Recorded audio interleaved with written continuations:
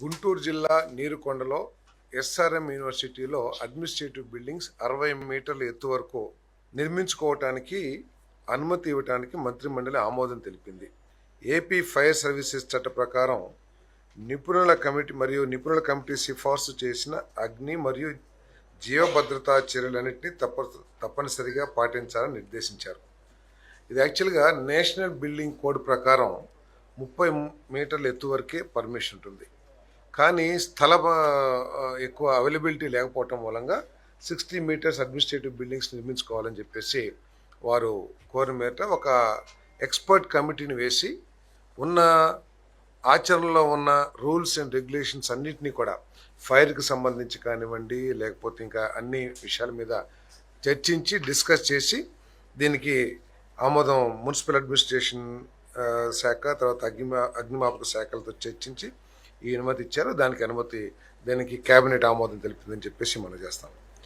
అదేవిధంగా గౌరవ హైకోర్టు ప్రతిపాదించిన విధంగా 96 కొత్త కోర్టులు ఏర్పాటు చేయడానికి మరియు వాటికి నామకరణం చేయడానికి additional district and session judge court, civil judge court, civil judge కోర్టుకు అవసరమైన 1730 పోస్టులు సృష్టించడానికి, ప్రతి కోర్టులో మసాల్చీ సేవలను అడ్మినిస్ట్రేషన్ ఖర్చులో భాగంగా అవసరం మేరకు వినియోగించుకోవడానికి మరియు న్యాయాధికారుల పోస్టుల సంఖ్యను సంబంధిత కేడర్స్ స్ట్రెంత్లో చేర్చడానికి మంత్రిమండలి ఆమోదం తెలిపింది. ఇదేంటంటే సుప్రీంకోర్టు ఉత్తర్వుల ప్రకారం, డైరెక్షన్స్ ప్రకారం సివిల్ కేసులు కానివ్వండి, క్రిమినల్ కేసులు కానివ్వండి 5 సంవత్సరాలకి మించి ఉండకూడదు అని చెప్పేసి కొన్ని డైరెక్షన్స్ ఇవ్వటం జరిగింది. అంతేకాకుండా ప్రతి 10 లక్షల జనాభాకి 50 మంది జడ్జీలు ఉండాలని కూడా ఒక నిబంధన సుప్రీంకోర్టు నిబంధన ఉంది. దీని ప్రకారం ఏంటంటే 2019 చూసినట్లయితే 597 మంది జడ్జిలు, 5,38,020 కేసులు పెండింగ్. 1/1/2019కి 597 జడ్జిలు ఉన్నారు. పెండింగ్ కేసులు 5,38,020 ఉన్నాయి. అదే యాజ్ ఆన్ 1/1/2025 తీసుకుంటే 639 మంది జడ్జిలు, పెండింగ్ కేసులు 8,93,993 ఉన్నాయి. సో ఒక్కొక్క జడ్జికి 2019 లెక్కల ప్రకారం ఒక్కొక్క జడ్జికి 963 కేసులుంటే 2025కి ఒక్కొక్క జడ్జి గారికి 1474 కేసులు ఉన్నాయి. అంటే కేసులు పెరుగుదలకి, అదేవిధంగా జడ్జిలు నియామకానికి సంబంధం లేకుండా ఉంటుంది అనే విషయాన్ని కూడా దృష్టిలో పెట్టుకుని మరి హైకోర్టు రికమెండేషన్స్ ప్రకారం మరి 96 కోర్ట్స్ని ఏర్పాటు చేయడానికి, అదేవిధంగా దానికి కావాల్సిన 1730 స్టాఫ్ను కూడా శాంక్షన్ చేయడం జరిగిందని చెప్పేసి మనం చేస్తాను. ఈ 1730 పోస్టులను కూడా ముఖ్యమంత్రి గారు ఈ ఏదైతే జాబ్ క్యాలెండర్లో మనం రిలీజ్ చేసామో 10,060కి దాంట్లో కలపడానికి ఉన్న అవకాశాలను కూడా పరిశీలించి అవసరమైతే ఆ నోటిఫికేషన్లోనే తీసుకొస్తానికి కూడా ప్రయత్నం చేయమని చెప్పేసి చెప్పారని తెలియజేస్తాను. అదేవిధంగా వడ్డేర సంఘాలకు పరిశ్రమలు అండ్ వాణిజ్యం, వడ్డేర సంఘాలకు క్వారీ లీజులు ప్రాధాన్య ఎంపిక ప్రాతిపదికన కేటాయించడానికి మరియు ప్రీమియం మొత్తం మరియు సీనరేజ్ ఫీజులో 50% రాయితీ ఇవ్వడానికి ప్రతిపాదిత మార్గదర్శకాలకు మంత్రిమండలి ఆమోదం తెలిపింది.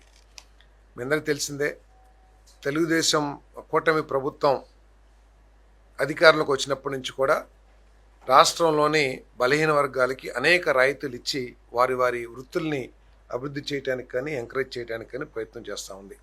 దాంట్లో భాగంగానే నాయ బ్రాహ్మణులకి 10,000 నుంచి గౌరవ వేతనాన్ని 25,000కు పెంచడం కానివ్వండి, మత్స్యకారులకి వేట నిషేధిత సమయంలో 10,000 నుంచి 20,000 పెంచడం కానివ్వండి, మరి నాయ బ్రాహ్మణులకి షాప్ పెట్టుకుంటే 200 యూనిట్లు ఫ్రీగా, మరి పద్మశాలులకి హ్యాండ్లూమ్ అయితే 200 యూనిట్లు, పవర్లూమ్ అయితే 500 యూనిట్లు, మరి గౌడ సోదరులకి వైన్ షాప్స్లో, బార్స్లో 10% రిజర్వేషన్. సో ఈ విధంగా బలహీన వర్గాల్ని ఆర్థికంగా బలోపేతం చేయడానికి, వారికి సాధికారత సాధించడానికి ఈ ప్రభుత్వం కట్టుబడిందని చెప్పేసి మనం చేస్తాను. అదే ఎన్నికల్లో ఇచ్చిన హామీ మేరకు మరి ఈరోజు వారికి 15% క్వారీలని రిజర్వ్ చేయాలని చెప్పేసి ఏదైతే ప్రతిపాదన వచ్చిందో దాన్ని ఆమోదించడం జరిగిందని చెప్పేసి మనం చేస్తా ఉన్నాం. మరి ఈ సీనరేజ్లో ఏదైతే ప్రభుత్వం కలెక్ట్ చేస్తుందో మామూలు వాళ్ళకి మామూలు ఎంటర్ప్రెన్యూర్కి కలెక్షన్ చేసే దాంట్లో కేవలం 50% మాత్రమే ఈ వడ్డెర మన సొసైటీస్ నుంచి చేయబడుతుందని చెప్పేసి మనం చేస్తాను. ఇప్పుడు కొత్త సొసైటీలు కూడా ఏర్పాటు చేసుకుంటానికి కూడా అవకాశం ఉంది. ఏదైనా సరే వీరికి, ఎందుకంటే వీరు అనాదిగా ఈ మట్టి పని లేకపోతే ఈ కొండల్ని బ్రేకింగ్లో వాటిల్లో ఎక్కువగా నిపుణులై ఉంటారు కాబట్టి వారి వృత్తికి సంబంధించి వారికి అన్ని విధాలా సహకారం చేయాలి.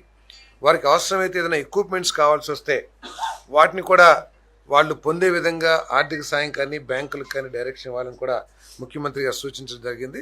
మొత్తం మీద వడ్డెర సోదరులకి మేలు జరిగే విధంగా విధానాలు రూపొందించని చెప్పేసి కూడా ముఖ్యమంత్రి గారు సూచించడం జరిగిందని చెప్పేసి నేను మనం చేస్తాను.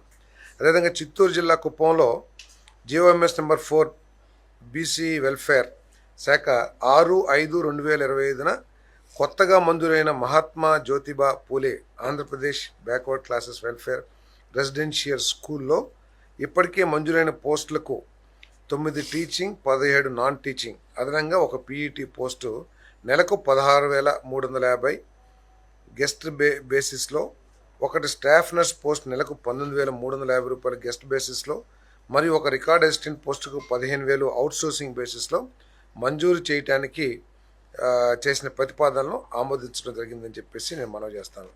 అంటే ఆల్రెడీ జివో ఇచ్చారు, ఆ జివోని కేబినెట్ ఆమోదించిందని చెప్పేసి మనవి చేస్తాను.